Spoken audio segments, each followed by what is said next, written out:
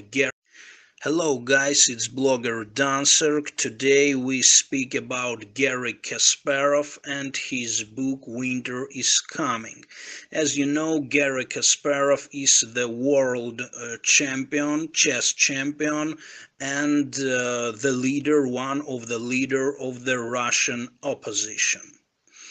So today I'll read a part of his book Winter is Coming. So let's do it. On August 19, 1991, CNN was providing non-stop live coverage of an attempted coup against Soviet President Mikhail Gorbachev. Allied with the KGB headliners from inside the disintegrating communist regime has sequestered Gorbachev at his dacha in Crimea and declared a state of emergency. The global press was full of experts and politicians worried that the coup would mark the sudden end of perestroika or even the start of a civil war as tanks rolled into the middle of Moscow. I appeared as the guest on Larry King that evening, along with former US Ambassador to the United Nations Jeane Kirkpatrick, a professor from California and a former KGB operative. I was alone in declaring that the coup had no chance of success, and that it would be over in 48 hours, not the months Kirkpatrick and many others were predicting.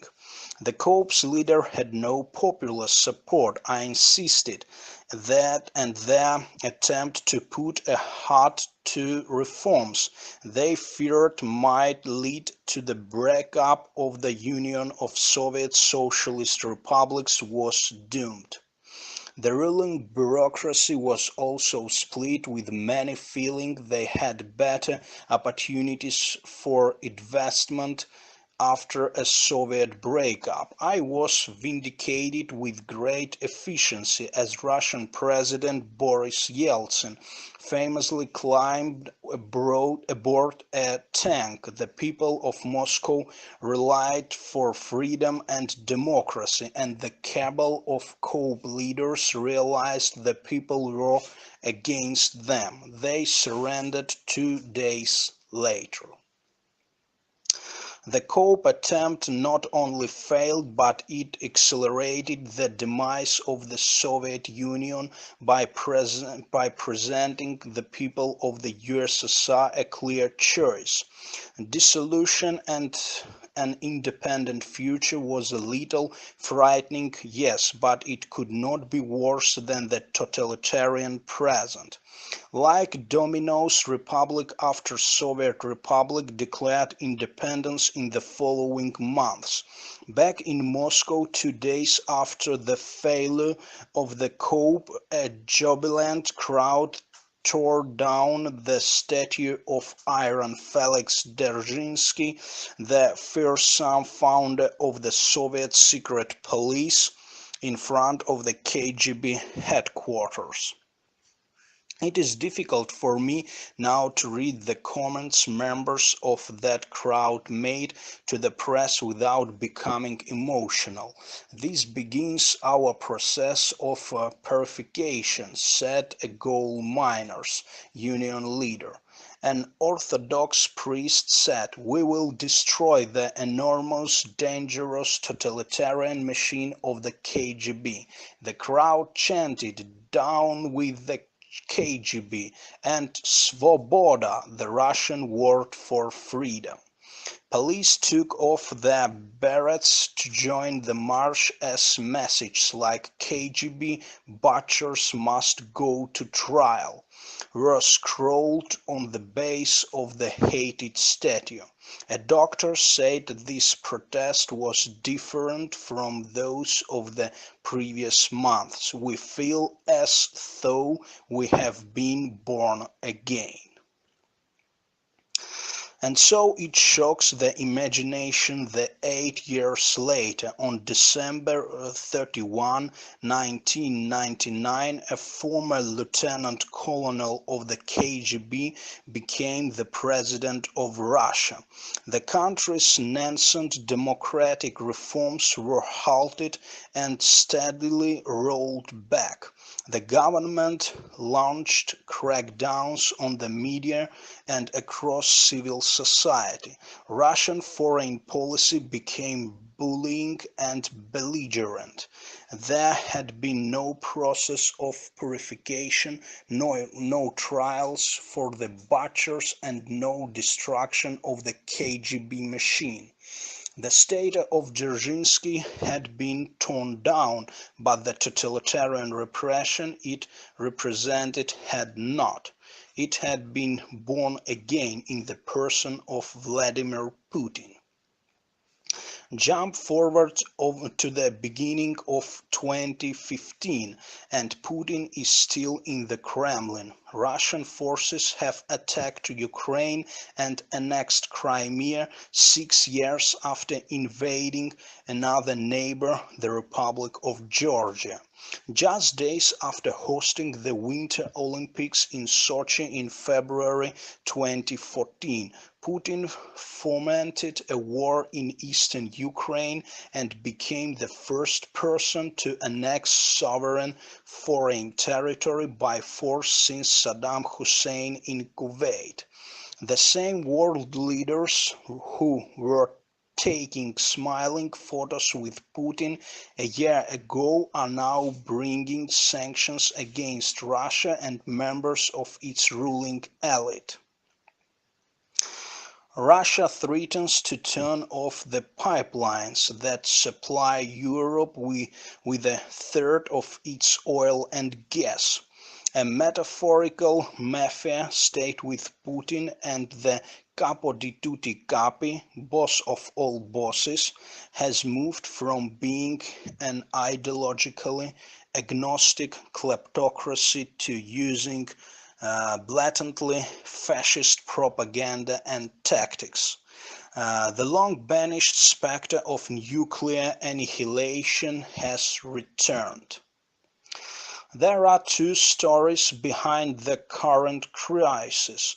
The first is how Russia moved so quickly from celebrating the end of communism to electing a KGB officer and then to invading its neighbors.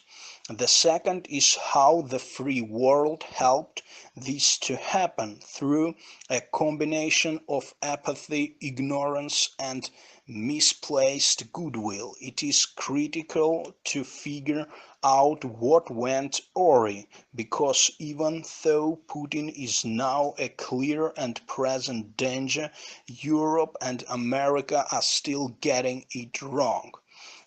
The democracies of the world must unite and relearn the lessons of how the Cold War was won before we slide completely into another one. Putin's Russia is clearly the biggest and most dangerous threat facing the world today, but it is not the only one. Terrorist groups like Al-Qaeda and the Islamic State are, despite the latter's name, stateless and without the vast resources and weapons of mass destruction Putin has at his fingertips.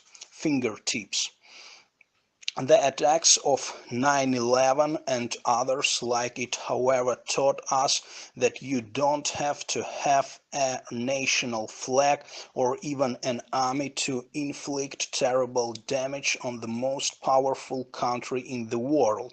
What's more, state sponsors of terror are benefiting as democratic terrorist targets fail to organize an aggressive defense. The murderous regimes of Iran, North Korea, and Syria have enjoyed considerable time at the bargaining table with the world's great powers while making no significant concessions. It's not new to talk about the challenges of the multipolar world that arose with the end of the Cold War. What is lacking is a coherent strategy to deal with these challenges. When the Cold War ended, the winners were left without a sense of purpose and without a common foe to unite against. The enemies of the free world have no such doubts. They still define themselves by their opposition to the principles and policies of liberal democracy and human rights, of which they see the United States as primary symbolic and material representative. And yet we continue to engage them, to negotiate, and even to provide these enemies with the weapons and wealth they use to attack us. To paraphrase Winston Churchill's definition of appeasement, we're feeding the crocodiles, hoping they will eat us last. Any political chill between Washington District Columbia and Moscow of Beijing is quickly criticized by both sides as potential return to the Cold War. The use of this cheat today is ironic given that the way the Cold War was fought and won has been forgotten instead of emulated. Instead of standing on principles of good and evil, of right and wrong, and on the universal values of human rights and human life, we have engagement, resets, and moral equivalence. That is appeasement by many other names.